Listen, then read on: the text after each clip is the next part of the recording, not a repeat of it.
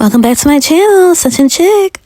And make sure you follow me on my Instagram and TikTok page. Hello, my ascending babes, and welcome back to my channel. And as you can see, I will be talking about the Michael biopic. And the reason why I am talking about Michael Jackson is because he is basically the only celebrity that was wholesome. And he was a very highly spiritually inclined person. I am very happy that we finally have a real Hollywood movie on Michael Jackson's life right now. Because compared to the other ones I have seen over the years, they're not as, well made.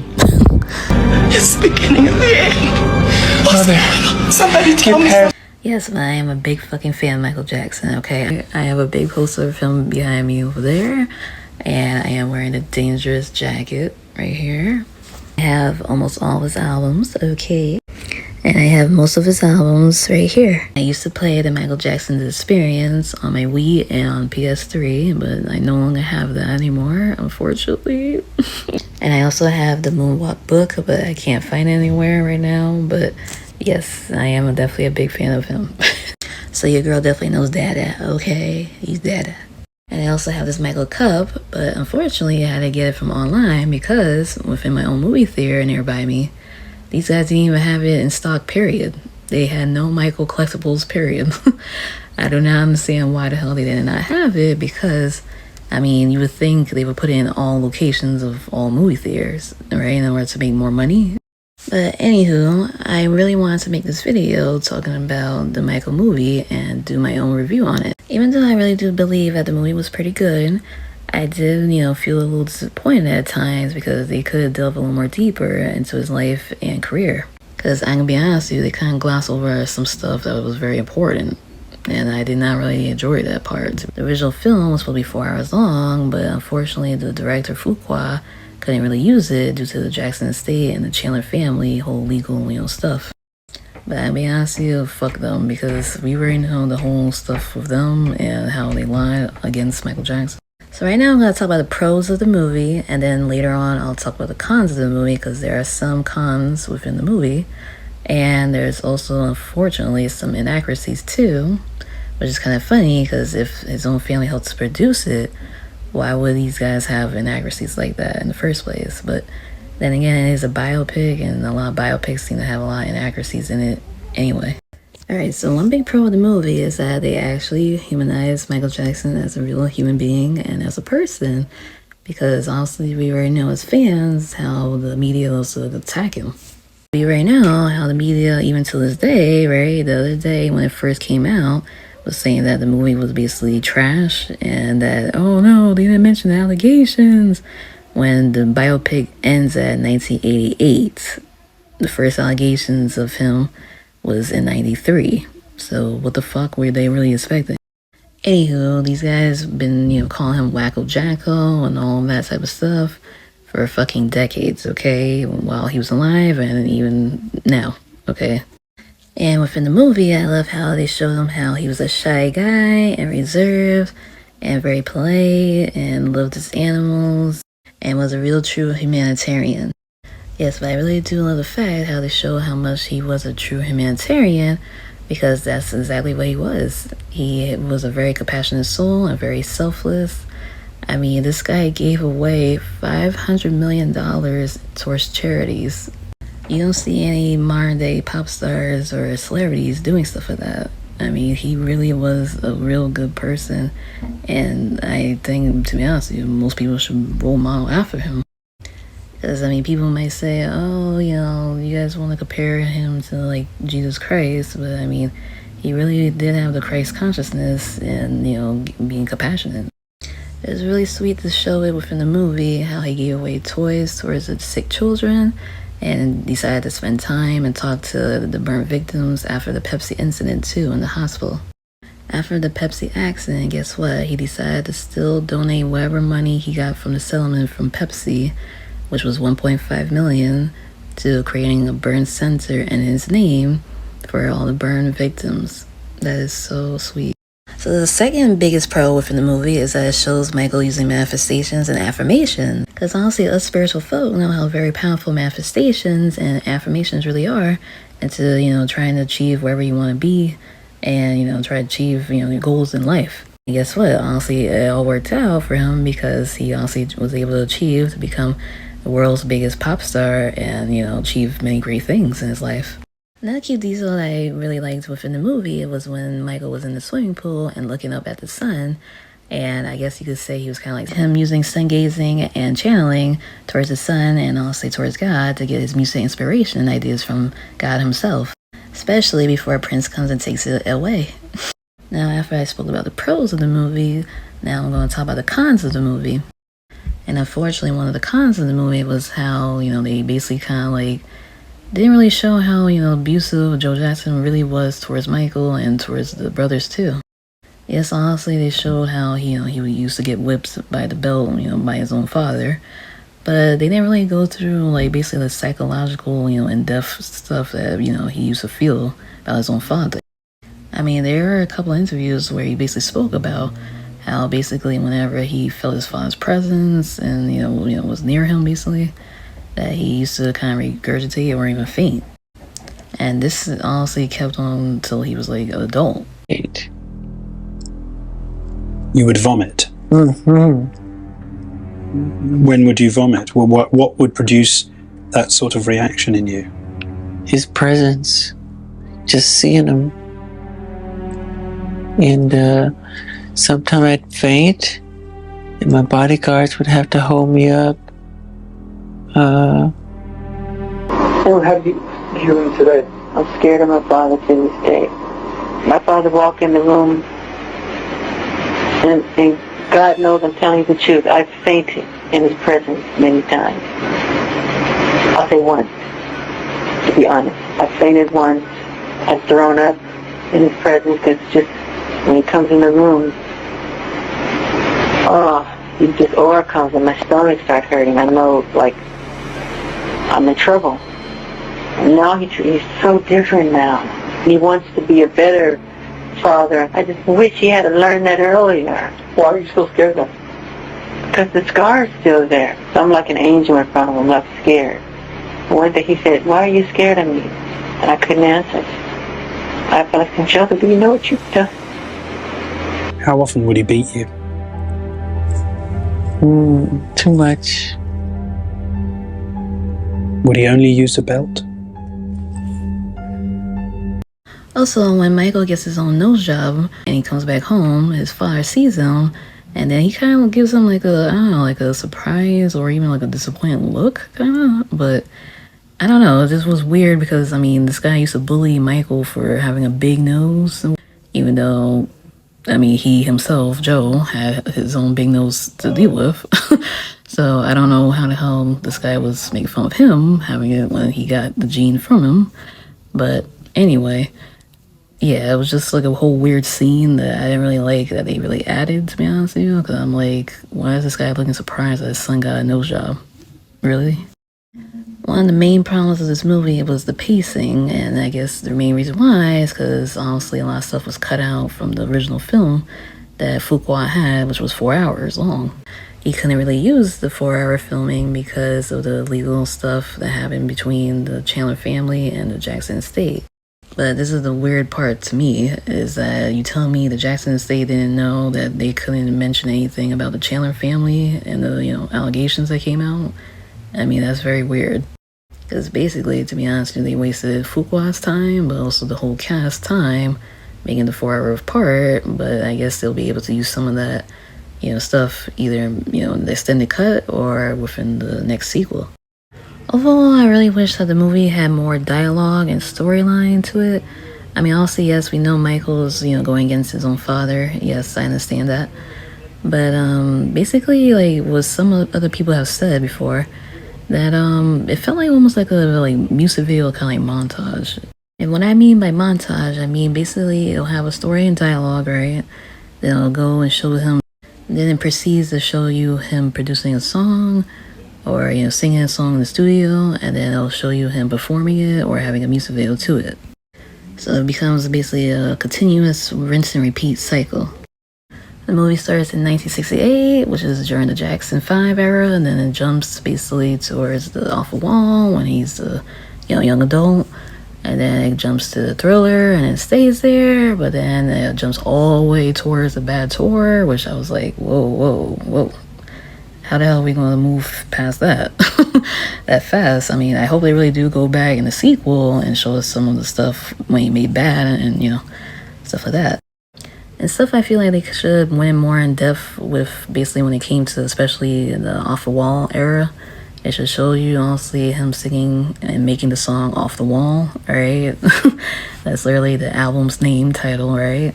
And also maybe even with, you know, him working with his own cousin, Stevie Wonder, right? And making the song I Can't Help It.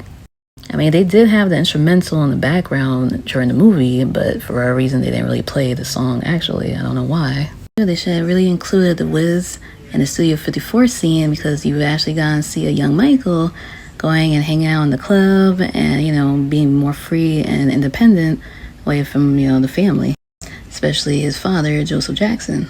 But unfortunately, you have, you know, Miss Diana Ross that wanted to basically block that from happening, because I guess she was afraid of them portraying her in a weird manner. But I mean, that's her own fault that she basically played Michael Jackson, and not like that, but she groomed the boy. They also missed putting in his own manager during the Thriller and Bad eras, which was Frank DeLeo, you know, the guy that looks like a mobster, basically, smoking, you know, a cigar. Because, I mean, basically they made it seem like John Bronco, which was his music lawyer, in actuality, was like basically his own manager, when that's very inaccurate. And it was pretty weird that, like, they try to make John Bronco seem a little more, you know, like, bigger than he was in the film. But I'm glad that they cut down as much as possible on his parts, because I was a little afraid in the trailer, to be honest with you, that they were gonna make him look like as though like this kind of like big savior for Michael, and like just weird. But anyway, since they want to show John Bronco, right, his music lawyer, they should include a scene right into the film showing when Michael wants to purchase the Beatles catalog, because we already know that once he bought the Beatles catalog, that everybody, you know, within the industry, but also within the media, started, you know, disrespecting Michael. Started calling him Wacko Jacko and saying how weird he was and all this. I mean, it was crazy. Because unfortunately, you know, once a black man that gets a lot of money and is powerful like that, right, within the business industry and the entertainment industry, you know, I hate to say it, a lot of these white entertainers and tabloids and whatnot feel kind of like threatened. So let's just say, yeah, these guys definitely did not like the fact that he owned a Beatles catalog. And if I'm not mistaken, the British was the first people to really start using the term Wacko Jacko against Michael. But they should also show you how Paul McCartney stopped being friends with him too, since he bought the Beatles catalog. Because I did thought it was a little weird that they didn't really want to show him having at least a few friends within the industry, you know, like Paul McCartney, you know, until, you know, he bought the Beatles catalog, but okay. Realistically speaking, they should have kept the scene where Michael and Catherine go around the neighborhood and basically preaching to people within the neighborhood about Jehovah, because they are Jehovah's Witnesses. And they should have easily taken that scene where basically, you know, he has a Thriller music video, right? And you know how before the music video starts, there's a disclaimer saying that he is not, you know, part of the cult. And the reason why there is a disclaimer before the music video starts is because, believe it or not, the Jehovah's Witness community, I guess the leaders, went after Michael and basically was complaining to him, saying that, oh, you know, you can't put out stuff like this because it's basically demonic. And Michael actually wanted to destroy the Thriller music video film. Main reason why he wanted to destroy the film is because obviously what he heard back from the Jehovah's Witness leaders.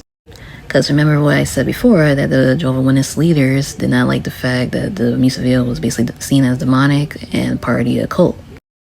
But honestly, his people kept the footage, and I'm glad that they did, because can you imagine what art we would have lost? So they all came into agreement, and this is why we have now a disclaimer right before the Thriller music video starts. So lastly, I have to talk about now the inaccuracies within the movie. So within the film, you know how Suzanne Day Pass seems like as though she's the main person that founded the Jackson 5 group and introduced them to Motown? In real life, it was actually Bobby Taylor and the Vancouvers that introduced them to Motown. The second inaccuracy was when Berry Gordy tells young Michael to lie about his age. And he basically tells him, instead of telling him your real age, and Michael was at least like 10 years old in the movie, he tells him to pretend that he's 8 years old. But in reality, he was 11 years old, and Barry Gorey had told him basically to pretend to say that he's actually 10 years old. Now, I'm gonna be honest with you, I don't know why they really added that in the movie in the first place, because that seemed kind of a little unnecessary. I almost forgot to talk about how before MJ gets a nose job, in the movie, they make it seem like he did it because he was looking at Peter Pan, and that he wanted a small nose like Peter Pan, when in real life, it was due to a stage accident that he had in 1979 during rehearsals. And guess what? Michael never fired his own father through the fax machine, okay? Even though it was a pretty funny fucking scene. That type of process takes usually a very long time to fulfill, so yeah. When it came to the Motown 25 performance, right, of Michael Jackson's Billie Jean, they should have showed, well, first of all, that at first he didn't really want to do it, right? But, okay. But anyway, after his performance, he felt like he had failed that whole performance because basically he didn't stay on his tippy toes, his signature move, that long. It was only for basically a split second, and then, and he was so upset that he was crying, I think, in his own dressing room. So, yeah, they didn't really show that. What they instead showed was that he basically, just brushed it off, kind of, and just like, oh, yeah, I could have done it a little better, but, it is what it is. I mean, that's not what really actually happened in real life. And not only that, they should include how Fred Astaire actually congratulated him after his performance that night. The fact that he heard Fred Astaire, congratulating him, he felt better, honestly, because that's one of his own idols that he, looked up to. Another one I noticed was also during the Motown 25 performance. You know how you see a little black child, looking at him and in awe? That was actually supposed to be Emmanuel Lewis. At least that's what I'm assuming, because, I mean, who else would have been, there? I've heard people speculating and saying that, no, I don't think it's him, but I'm assuming that has to be him because, I mean, well, this is the problem, basically. He was never at the Motown 25 performance. He was at the Grammy Awards, where Michael wins the 8 awards that night. And one big inaccuracy that I noticed was that, guess what? He did not buy bubbles in 1981. He got bubbles in at least between the years of 1983 to 1985. And the reason why it cannot be in 81 is because Bubbles wasn't even born yet. And lastly, at least this is the last one I really recognized, when he is on stage with his own brothers during the Victory Tour, and they're singing, Working Day and Night song, and then he says that, oh, this is our last tour together, right? It was actually during Shake Your Body to the Ground, right? That song, Shake Your Body to the Ground, let's dance, let's shout. And if there's any more inaccuracies, please let me know, because I find it all interesting at the fact that, these guys also took their own creative liberties to, change a lot of things within this whole biopic. Overall, I give this movie a 7.5 out of 10 because of, all the information that he missed out, that he could have included, and also, some of the cons and inaccuracies that they have in the movie. But please do not let me stop you from watching this film. Please go and check it out, because it still is a joyful movie to watch. You get to know him also as a pop star, right? And how he created, his own music videos and songs. But you also get to know him as a person.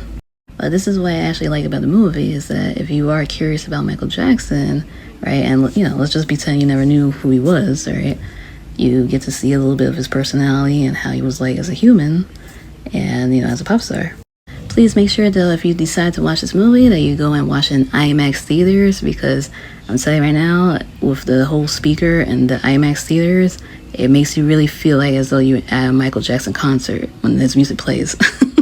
Speaking of that, guess what? When it reaches the Human Nature performance, I swear to God, I felt like crying, because that really hit me really hard. And to me, that is one of his best songs that he ever made, period. Because that really does hit you in your soul, man. It really does. And guess what? The critics could keep talking all that shit that they want him to talk about on Michael, okay? But guess what? His movie turned into a whole big blockbuster, basically. Did 97 mil here domestically in the States. Then globally, it did 218.8 mil first week, and now after the third weekend, it has 245.4 million domestically. Globally, it has done 581.1 million, soon going to become 600 mil. So please, if you enjoyed this video, please give it a like, leave a comment, and subscribe.